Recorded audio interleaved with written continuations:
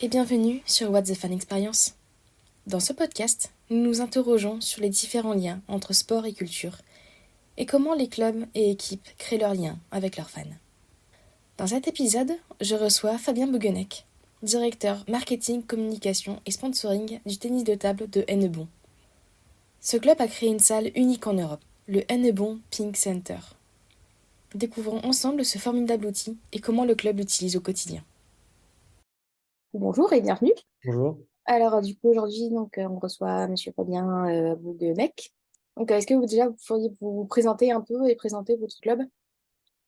Oui, donc bonjour, moi je suis Fabien Bouguenec, je suis le directeur marketing, communication, sponsoring du tennis de table d'Hennebont. Donc le tennis de table d'Hennebont, donc ça fait 16 ans que je suis là et le club évolue là, depuis 2003 en Pro A. Donc c'est le plus haut niveau français et on participe également à la Ligue des Champions. On a été champion de France à 5 reprises et champion d'Europe à 2 reprises, avec notamment un doublé la saison dernière, championnat Coupe d'Europe. Si aujourd'hui je vous reçois, vous avez lancé avec votre club il y a quelques temps, on va dire, le Any Bumping Center. C'est un projet qui est unique en France et en Europe. Est-ce que vous pouvez nous expliquer ce qu'est ce projet et quelle est sa genèse? Oui, donc le Hand Pumping Center, il a ouvert le 2 septembre 2022. Il est issu d'un long travail de réflexion qui a été mené notamment par le président Bruno Avram depuis de nombreuses années. Mhm. C'est un problème qui a été mûri pendant une bonne quinzaine d'années euh, et qui en fait, quand on est monté en proie, rapidement, le club a développé un modèle économique qui est unique en France et en Europe aujourd'hui, qui repose à 85% sur du financement privé. Donc c'est 45% de partenariats privés. Donc c'est à peu près une centaine d'entreprises qui gravitent autour du club, qui sont issues on va dire, de l'agglomération de Lorient et avec, si on va un peu plus loin, entre Vannes et Quimper. Et après, donc 40% du budget, c'est notre savoir-faire qu'on vend à l'international, donc au niveau d'une académie et des stages qu'on organise tout au long de l'année. Et après, les 15% restants, c'est des subventions à travers les collectivités territoriales, que sont la mairie, l'agglomération, le département et la région. Et au-delà du Pink Center, on a ouvert il y a 2 mois une académie qui était juste à côté de la salle. Donc autant le Edmond Pink Center, je pense qu'on y reviendra, mais on est locataire à travers la mairie. Donc on paye une redevance tous les ans. Autant là que l'hébergement qui a été construit à côté, ça appartient au club. C'est un investissement de près de 2 millions d'euros et qui a aujourd'hui 30 chambres doubles avec une partie restauration et convivialité. Le sport en France est extrêmement conditionné aux subventions pour pouvoir vivre. Comment a été financée cette installation? Alors, le projet, il a été financé à hauteur de 77% par les collectivités, que ce soit l'État, la région, le département et l'agglo. Et après, le reste à charge est à la mairie. Et le club contribue tous les ans, dans un premier temps, à travers une subvention et aussi une partie variable sur un loyer finalement auprès de la mairie. Il faut savoir qu'aussi, le Pink Center aujourd'hui, il fait partie d'un projet urbain global Mhm. avec le Pink Center, notre hébergement et aussi là, 2 blocs existants d'habitation et Mhm. 2 autres qui ouvriront en fin 2024. Ce qui fait que le projet, pour faire assez simple, le projet, dans 20 ans, il sera excédentaire pour la mairie. D'accord, ok. Du coup, quelles ont été les difficultés pour monter le projet, ces différents moments forts? Les temps forts, je dirais qu'il y a eu, comme je dis, ça a été un long processus pour définir le projet. Après, la salle a été construite en 18 mois. Et après, les, les difficultés, je pense que la difficulté surtout, ça a été de lancer le projet. Ouais. C'est-à-dire qu'au début, c'était un projet qui était que nous, sur lequel le club avait commencé à chercher des financements. Et après, je dirais que ça a été repris après ça a été porté après par la mairie au niveau des différentes instances publiques.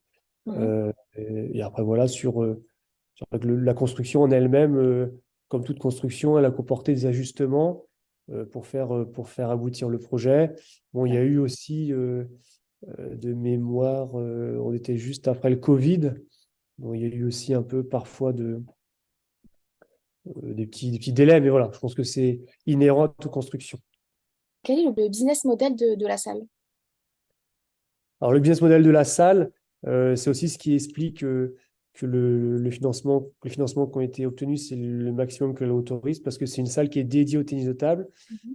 Le club a été auditionné. On a fait la démonstration que cet équipement-là était nécessaire pour au quotidien y faire que du tennis de table. On nous reproche souvent pourquoi on n'a pas fait une salle multisport.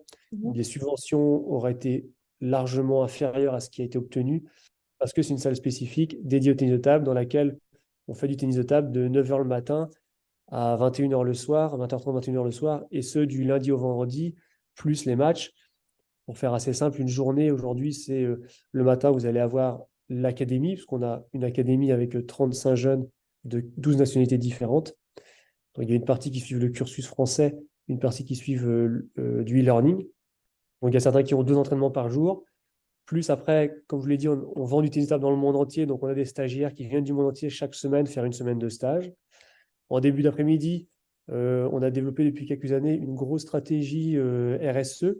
Donc, Mhm. tout ce qui est handisport, sport adapté, sport santé et scolaire, qui sont initiés gratuitement tous les semaines au tennis de table. Ça reprend à peu près 2500 scolaires par an. Ça, Mhm. c'est en début d'après-midi. Et après, donc en milieu d'après-midi, on va retrouver toute l'académie plus les stagiaires. Et en fin d'après-midi, de façon assez classique, on va retrouver les licenciés amateurs. Dans le business model de la salle, on a aussi la vocation à la fois d'être un point de convergence pour le monde sportif, mais aussi pour le monde économique. Donc, on a un espace au premier étage, on a des salles de réunion au deuxième étage qu'on commercialise aussi aux entreprises pour les différents événements professionnels. Vous avez bien expliqué les différents espaces, on va dire, de la salle, autant l'espace, on va dire, sportif et après le côté plutôt business.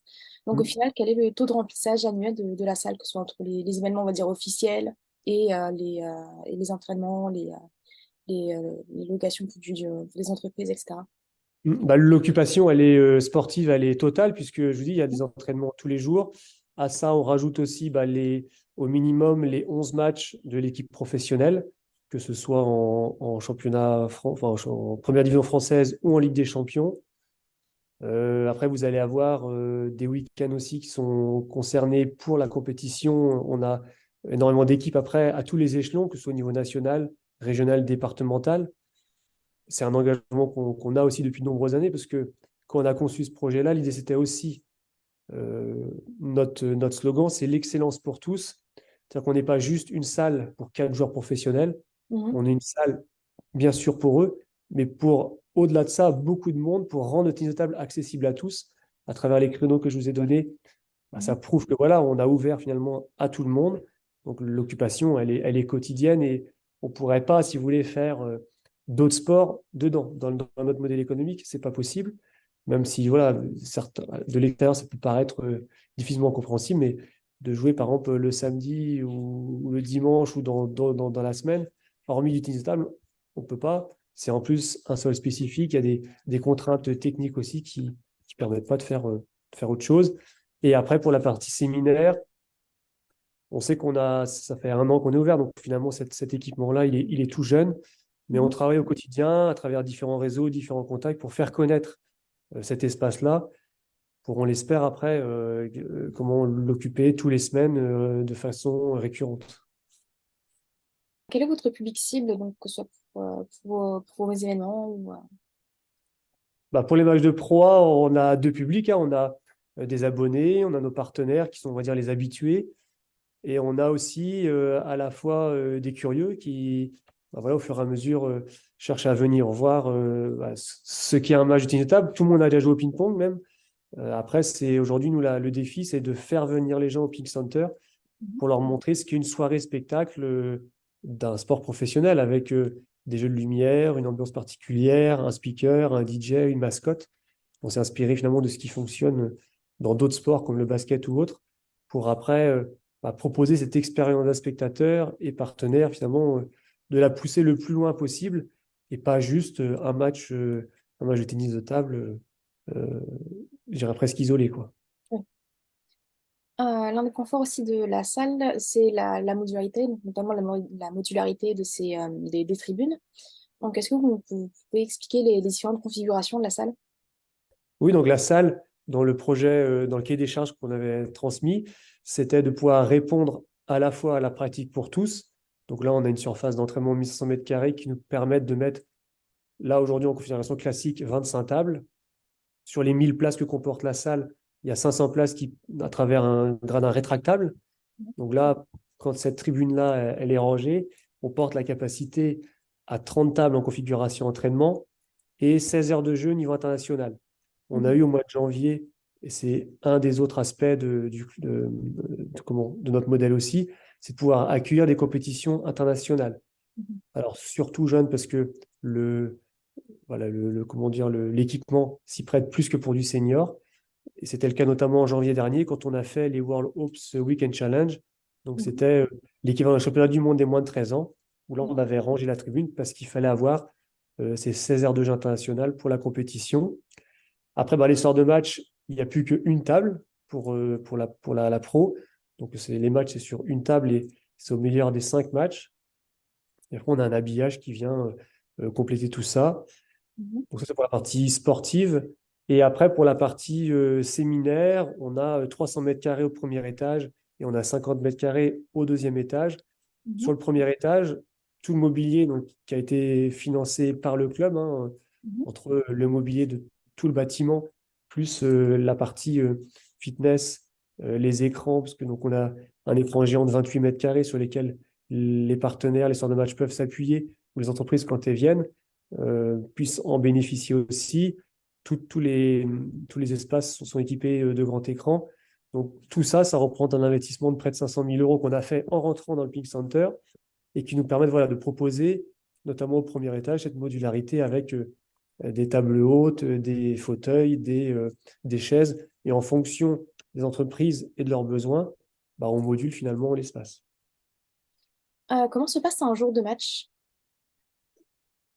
Alors, un jour de match, c'est dans la préparation, vous voulez dire?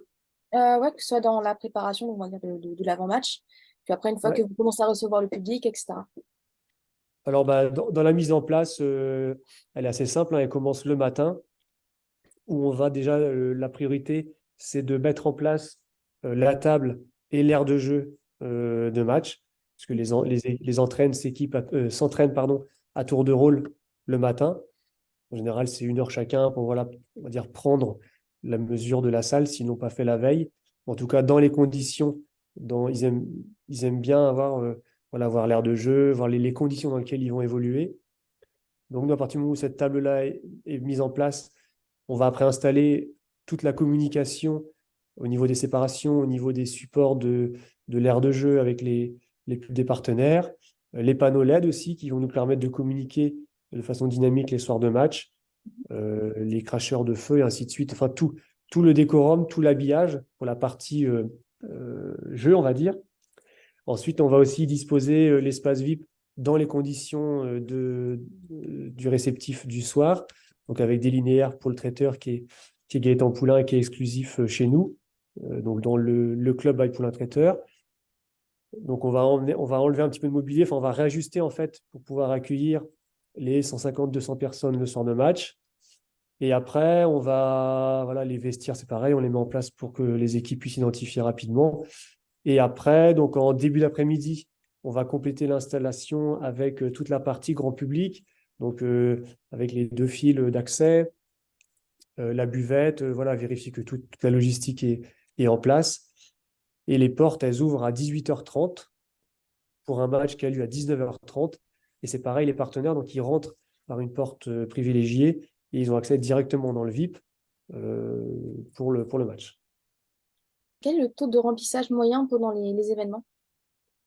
Alors, depuis qu'on est en Pro A, on a toujours fait énormément de public. On est le club en France et je pense même en Europe qui fait le plus de spectateurs pour du tennis de table. Ouais. Donc, depuis 22 ans, Alors pendant 20 ans, on a tourné à peu près à 800 personnes de moyenne pour les matchs, Mhm. avec dans l'ancienne salle des affluences records à 1200 personnes. On a joué aussi certains matchs de championnat de France ou de Ligue des Champions au Palais des Sports de Kervaric, où Mhm. l'on a fait plusieurs fois 3300 personnes. Et c'était aussi une des ambitions dans le Pink Center, c'est de pouvoir offrir à notre public, à nos partenaires, de meilleures conditions d'accueil. Donc aujourd'hui, on a 1000 places. L'année dernière, on a fait 15 000 personnes sur la saison. Donc on est en moyenne entre 900 et 1100 personnes par match. Ouais, c'est impressionnant. Parce que bah, c'est vrai que quand on parle de tennis de table, on a plutôt l'impression que c'est quand même un sport assez niché. Mais du coup, Hmm. en fait, on se dit pas forcément ça attire en fin de compte autant de monde. Ouais, en fait, on fait un gros travail aussi dans l'engagement qu'on a notamment avec le département du Morbihan pour inviter des clubs, leur faire découvrir, les faire venir finalement les soirs de match. Parce que finalement, le plus dur, tout le monde a déjà joué au ping-pong, au tennis de table d'une façon ou d'une autre, à la maison, à l'école, en vacances ou autre. Après, nous, notre défi, c'est de faire venir les gens au Ping Center pour leur montrer ce que ça représente au niveau professionnel. Alors, dans un premier temps, au niveau du spectacle, on a une équipe compétitive pour ça. Et Mhm. après, nous, notre travail, c'est de pouvoir mettre en place des animations, des opérations pour capter leur attention et leur faire découvrir ce qu'est le haut niveau. Et ouais, du coup, on n'a pas parlé de la capacité maximale de la salle. C'est laquelle vraiment quand il y a tous les gradins qui sont présents, etc. Ouais, donc la salle, elle fait 1000 places assises et on a la capacité à monter à normalement 1400 personnes.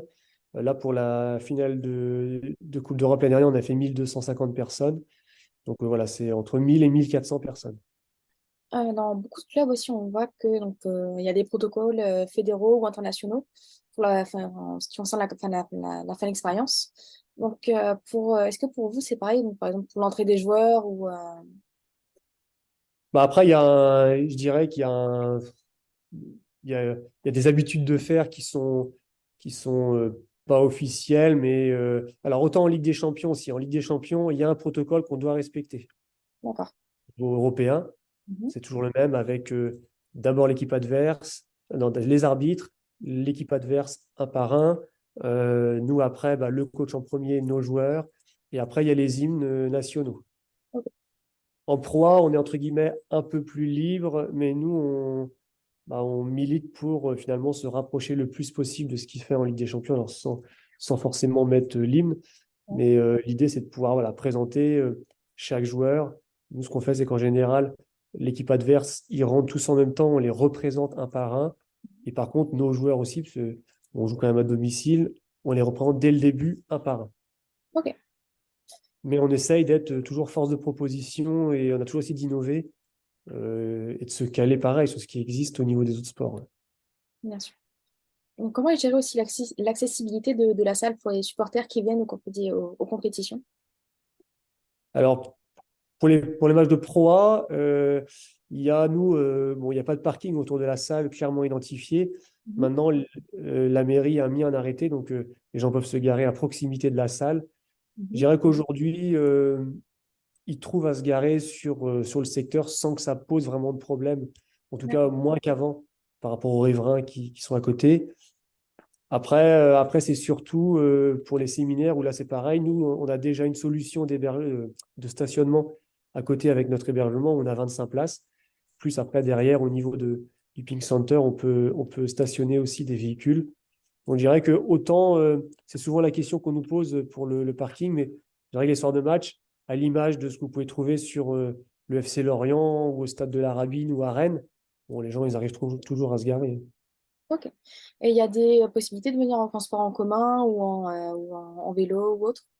Oui, oui, donc après, par exemple, les transports en commun, je sais qu'il y a la ligne 14 sur Edmond qui s'arrête devant parce qu'il y a un arrêt identifié Pink Center. Donc ça, c'est sûr que pour nous, c'est important aussi. Mhm. Et ça compte aussi dans l'organisation des compétitions internationales, comme on a pu le faire en janvier dernier, où aujourd'hui, dans les cahiers des charges, ils demandent à ce que, on privilégie aussi le, les transports en commun. Et après, je pense qu'à terme aussi, un des objectifs, c'est de réfléchir à, d'une façon ou d'une autre, sur Edmond, de mettre des navettes pour pouvoir permettre aux gens de venir aussi les soirs de match. Donc, tout à l'heure, on avait évoqué aussi les différentes animations qu'il y avait pendant les matchs. Est-ce que vous pouvez nous expliquer les différents dispositifs? Alors nous, on a un speaker, un DJ, donc à chaque soir de match. Donc ça va nous permettre aussi de pouvoir identifier par exemple les clubs qui sont présents, les clubs qui viennent nous rendre visite. On fait toujours un partenaire du match, donc on fait gagner aussi des lots, souvent à la mi-temps via un tirage au sort aux personnes présentes. Et après, par exemple, sur les animations, on s'appuie aussi sur les panneaux LED au niveau visibilité pour identifier, même pour les néophytes, s'il y a un temps mort, une balle de match, une balle de set, par exemple, Ouais. pour aussi que les gens visuellement puissent s'identifier rapidement. Et on réfléchit aujourd'hui à mettre des animations en place aussi, que ce soit en avant, à la mi-temps, Mhm. pour faire interagir aussi les gens avec nos joueurs et comment pouvoir aussi, on réfléchit à mettre peut-être en avant-match et un mi-temps, une animation, un concert. On l'a déjà fait l'année dernière Mhm. avec Quality Street Dance, qui est une asso de breakdance d'Enbon, qu'on avait mis en avant et qui nous avait permis, voilà, sur l'avant-match, le mi-temps, de faire une animation, une petite démonstration et autres. Ça Mhm. permet toujours d'agrémenter le spectacle. Est-ce que vous proposez des solutions aussi pour se restaurer sur place?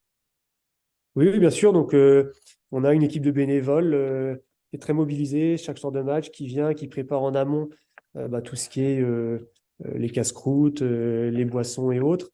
Donc là-dessus, ils sont parfaits, ça faut le dire. Et après, ce qui fait que les soirs de match, quand les gens y viennent, il y a tout ce qui est casse-croûte, boissons de disponibles. Mhm. Donc dans l'espace d'accueil, comme ça vous êtes juste à côté de la salle et ça permet voilà, aux gens qui veulent se restaurer, on a un paiement sans contact et autres. Donc voilà, on essaye de rendre le plus possible ça facile pour comment, pour les spectateurs. J'ai vu que sur votre site, donc sur votre billetterie, vous proposez aussi des places pour votre espace VIP, donc directement disponible sur le site. Dans beaucoup de sports, c'est quelque chose où il faut passer par le club, donc par un commercial, etc. Donc, c'est quand même un parcours d'achat, on va dire, assez long. Donc, propose et choisis ce choix commercial. Pourquoi on a fait ça? Parce que c'est un peu à l'image de notre espace partenaire. On veut que ce soit convivial, qu'il y ait de la proximité. On n'a pas fait de loge, on n'a pas dissocié, si vous voulez, les partenaires. Aujourd'hui, quand ils ont accès au match, ils ont accès avant, mi-temps, après match. Mhm. Ces trois moments-là, tout le monde y a accès. Après, ce sur quoi on va jouer, c'est sur la visibilité qui est offerte aux partenaires.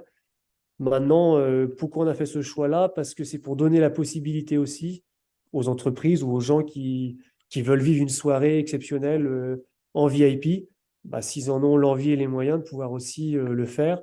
Et ça nous permet aussi, parce qu'on a malgré tout, même si on l'ouvre au grand public, on a une trace et les coordonnées des gens. Donc ça peut nous permettre aussi de après reprendre contact avec eux, savoir comment ils l'ont vécu, est-ce qu'ils veulent revenir ou autre, et même d'avoir aussi ce feedback sur est-ce qu'ils pensent quelque chose à améliorer ou pas.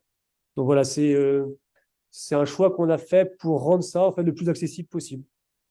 Donc, c'est vraiment donner de la liberté aux gens, en fin de compte, d'avoir accès à une prestation, on va dire, qui est quand même autre et qui est quand même assez peu, qui est souvent assez peu vue, en fin de compte, dans beaucoup de clubs. Oui, oui, après, nous, on travaille avec Gaëtan Poulain, Poulain Traiteur, qui est partenaire du club depuis. C'est un partenaire historique, hein. Déjà en 2003, il était déjà là. Mhm. Et c'est vrai qu'il a fait un travail aussi en nous accompagnant dans ce nouvel équipement-là, en sachant que c'est nous le traiteur exclusif, donc que ce soit nos matchs ou l'ensemble des prestations qui peuvent être proposées aux entreprises, c'est lui parce que on travaille beaucoup sur la fidélité et on a construit finalement cette relation-là avec lui. Il a une équipe qui est compétente, qui connaît son métier et qui en plus sait trouver le bon, placer le curseur où il faut en fonction que ce soit nos matchs ou autres. Les équipes qui viennent, c'est souvent les mêmes. Donc après, ils connaissent aussi un peu les partenaires. Donc c'est ces petites attentions-là qui vont faire plaisir aux gens. Mhm. Et après, oui, on a toujours beaucoup investi sur la partie traiteur parce qu'on considère que c'est un des points clés pour bien recevoir les gens et les faire revenir. Donc c'est vrai qu'on investit beaucoup.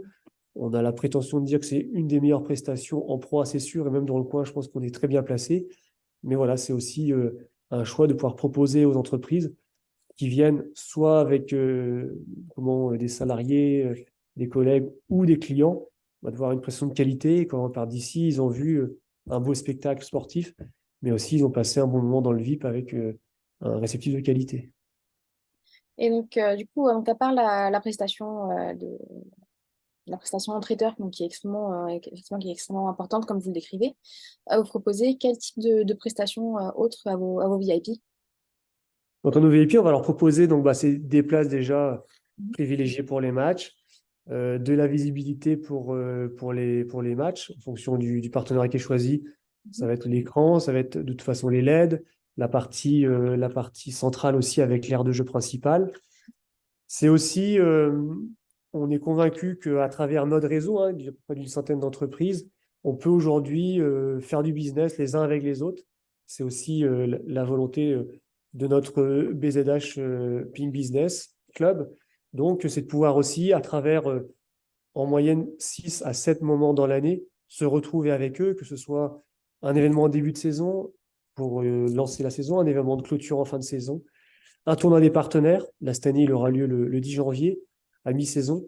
Mhm. Où là, par exemple, on va faire des doubles pour croiser aussi et créer cette interaction-là entre les partenaires.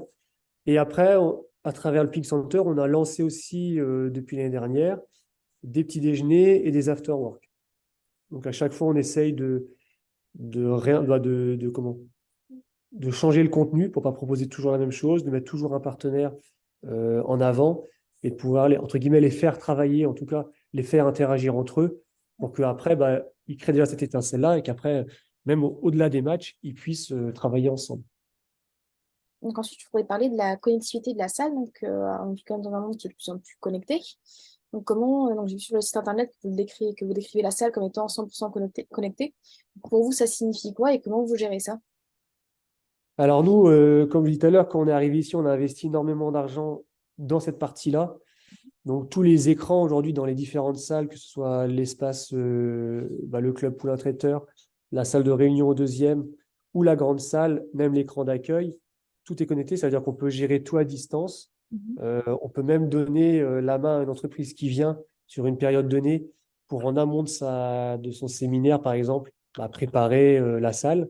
Ouais. Ça permet aussi d'éluder certains problèmes parfois le jour de l'événement. Et après, les soirs de match, on a comment une connexion, enfin, on a la main instantanément, si vous voulez, sur l'écran géant notamment, où c'est Mhm. pas juste un vidéoprojecteur, c'est un écran avec, on a travaillé avec B2B Live, qui a une antenne notamment sur Plouet, avec Philippe Bouzir, Mhm. qui nous a créé un player Ouais. permet d'avoir la main sur tous les écrans, d'où qu'on soit, d'ici, de chez nous, de n'importe où dans le monde. Et ça permet, voilà, par exemple, on a eu il n'y a pas longtemps la visite d'une sélection de Corée. Rapidement, on a pu hop, leur mettre bienvenue, et ainsi de suite. Donc ça, c'est même avec un téléphone portable, on peut tout gérer à distance. Donc c'est en ça qu'elle est connectée. Et après, c'est de pouvoir aussi, je dis, donner la main parfois aux entreprises qui veulent venir pour Mhm. qu'elles puissent aussi préparer leurs espaces. Et on peut rapidement, sur un, je sais pas, moi, un changement de logo, une vidéo, on a eu par exemple la semaine dernière, le lendemain pour le match, une entreprise, tiens, j'ai changé de visuel, est-ce que je peux? Bon, il me l'envoie et instantanément, on peut faire le changement. Donc après, souvent, quand on parle aussi de connectivité, on parle aussi par exemple de Wi-Fi pour les spectateurs. Donc c'est disponible ou Oui, en fait, nous, au Ping Center, il y a deux Wi-Fi. Il y a un Wi-Fi, on va dire, administrateur ouais. et un Wi-Fi visiteur. Parce que Euh, voilà, c'est sûr que pour l'expérience spectateur et sur le rendu qu'on a envie d'avoir aussi, les soirs de match, on incite aussi les gens, aujourd'hui avec les réseaux sociaux, à partager. En nous identifiant, ça fait aussi forcément de la visibilité décuplée pour nous. Bien sûr. Donc vous avez aussi décrit donc, comment vous utilisez, on va dire, les écrans géants. Et donc vous avez aussi des projets, on va dire, avec cet écran, par exemple, faire des kiss cam ou des jeux interactifs avec le public. Oui, ça c'est l'étape d'après, où une fois qu'on maîtrisera vraiment cet outil-là, c'est de pouvoir, oui, à l'image un peu de ce qui se fait dans le basket et autres, de pouvoir identifier, par exemple en direct, les clubs qui sont présents, ouais, différents jeux, les kiss cam et autres, pour toujours aller encore plus chercher le public. Hors match, comment vous faites pour gérer votre lien avec vos différents supporters? Bah, avec les supporters, certains sont joueurs du club aussi, donc ça permet aussi d'avoir régulièrement des discussions avec eux. Mais après, bah, on essaie de leur envoyer des informations ou dès qu'il y a des nouveaux matchs ou des résultats et autres. Après, bon, en fonction aussi des âges, ils n'ont pas tous forcément la même sensibilité. Mais je dirais que voilà, à travers des mails, à travers des appels aussi, parfois on va mettre des opérations. Alors, une fois dans l'année, on va les inviter souvent à venir sur tel ou tel événement ou avoir accès sur des places VIP, par exemple, pour à la fois les remercier et leur faire vivre aussi le match d'une façon différente. Donc maintenant, la dernière question. Donc, vous êtes en concurrence, on va dire, plus ou moins directe avec plusieurs clubs professionnels autour de Hennebont. Je pense notamment au FC Lorient, qui, par exemple, propose des tarifs donc légèrement plus élevés que les vôtres, mais toujours assez abordables.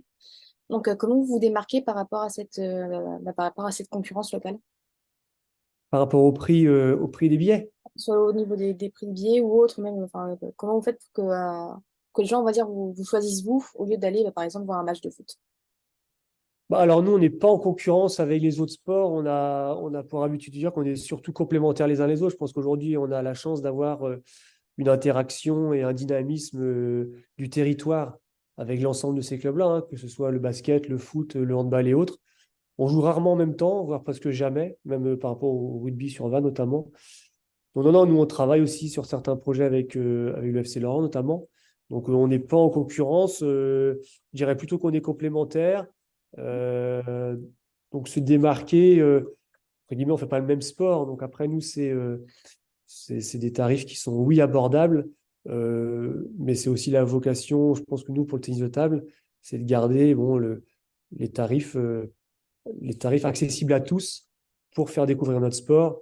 Mais non, non, on n'est pas, on considère pas être en concurrence avec les autres sports, mais plutôt, voilà, chacun va développer son produit.